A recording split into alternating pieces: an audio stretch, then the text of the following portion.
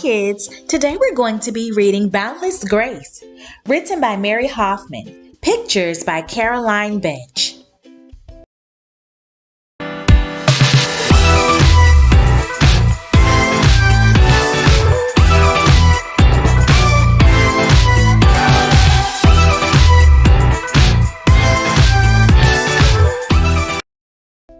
Boundless Grace, sequel to Amazing Grace, by Mary Hoffman, pictures by Caroline Bench.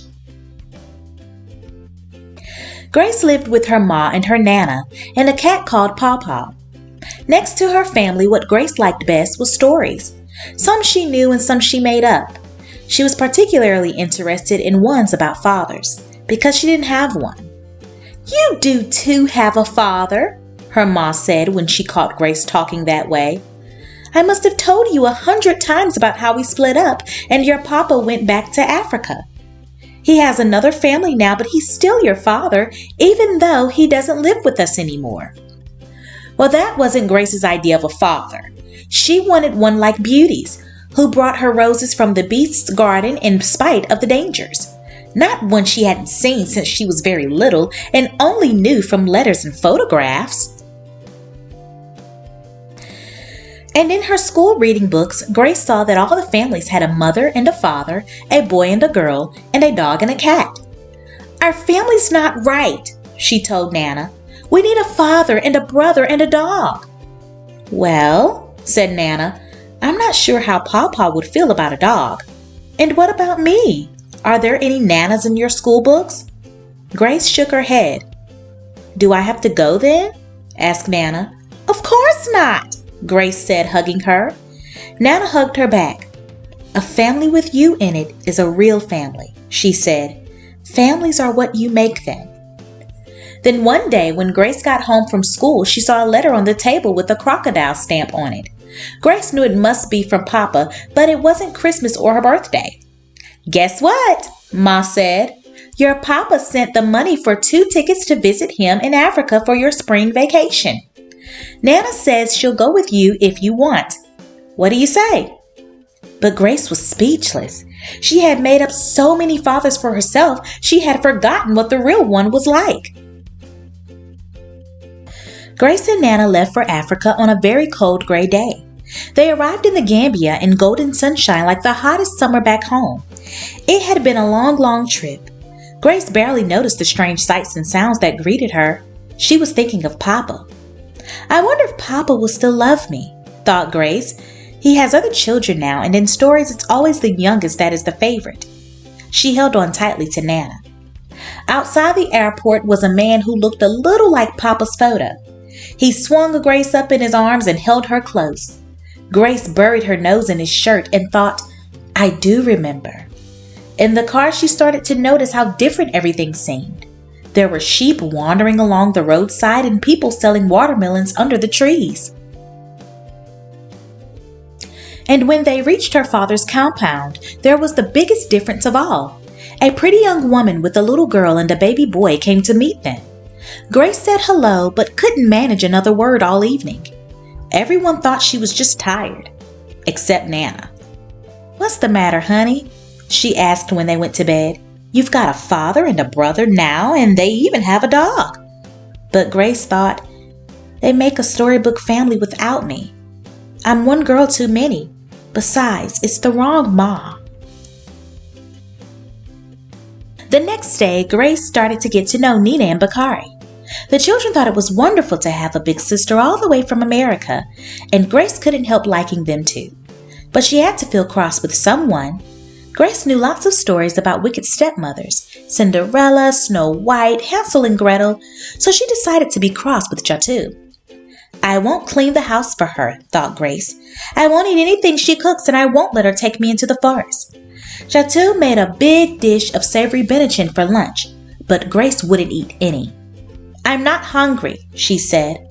"She's probably still getting over the long flight," said Jatu. When Papa came home from work, he found Grace in the backyard. He sat beside her under the big old jackfruit tree. "This is where my grandma used to tell me stories when I was a little boy," he said. "Nana tells me stories too," said Grace. Did she ever tell you the one about how your ma and I came to split up? Asked Papa. I know that one, said Grace, but I don't want to hear it right now. And she covered up her ears. Papa hugged her. Would you like the one about the papa who loved his little girl so much he saved up all his money to bring her to visit him? Yes, I'd like that one, said Grace. Okay, but if I tell you that story, will you promise to try to be nice to Jatu? You're both very important to me, said Papa. Grace thought about it. I'll try, she said. The next day they went to the market. It was much more exciting than shopping at home. Even the money had crocodiles on it. Lots of the women carried their shopping on their head. Then they went to a stall that was like stepping inside a rainbow. There was cloth with crocodiles and elephants on it, and cloth with patterns made from pebbles and shells, and so many colors. We can choose cloth for Grace's first African dress, said Papa. Grace and Nana spent a long time choosing. No one was in a hurry. The days of Grace's visit flew by. She played in the ocean with her brother and sister, and she told them a bedtime story every night. She told all the stories she knew. Beauty and the Beast, Rapunzel, Rumpelstiltskin. It was amazing how many stories were about fathers who gave their daughters away, but she didn't tell them any about wicked stepmothers. Sometimes Ma called from home and her voice made Grace feel homesick. I feel like gum, stretched out all thin in a bubble, she told Nana. As if there isn't enough of me to go around. I can't manage 2 families. What if I burst? Seems to me there is enough of you, Grace, said Nana. Plenty to go around. And remember, families are what you make them. Soon it was their last evening, and there was a big farewell party at the compound. Grace and Nana wore their African clothes, and Grace ate twice as much Benetton as everyone else. Now you really might burst, said Nana. On their last morning, Papa took Grace to see some real crocodiles. This is a special holy place, he said. The crocodiles are so tame you can stroke them. Not like the one in Peter Pan, said Grace. No, these are so special you can make a wish on them, said Papa. Grace closed her eyes and made a wish, but she wouldn't say what it was. Later at the compound, Grace asked Nana, why aren't there any stories about families like mine that don't live together? Well, at least you've stopped thinking it's your family that's wrong, said Nana. Now, until we get back home and find some books about families like yours, you'll just have to make up a new story of your own. I'll do that, said Grace, and when we're home again, I'll write it down and send it to Jatu to read to Nene and Bakari. The whole family came to see them off at the airport. Grace was sorry to say goodbye to her new brother and sister and even to her stepmother. But leaving Papa was hardest of all. Waiting for their plane, Nana asked Grace if she had thought any more about her story. Yes, but I can't think of the right ending, said Grace, because the story's still going on. How about they lived happily ever after? Asked Nana.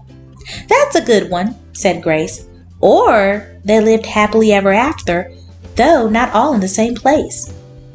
Stories are what you make them, said Nana. Just like families, said Grace.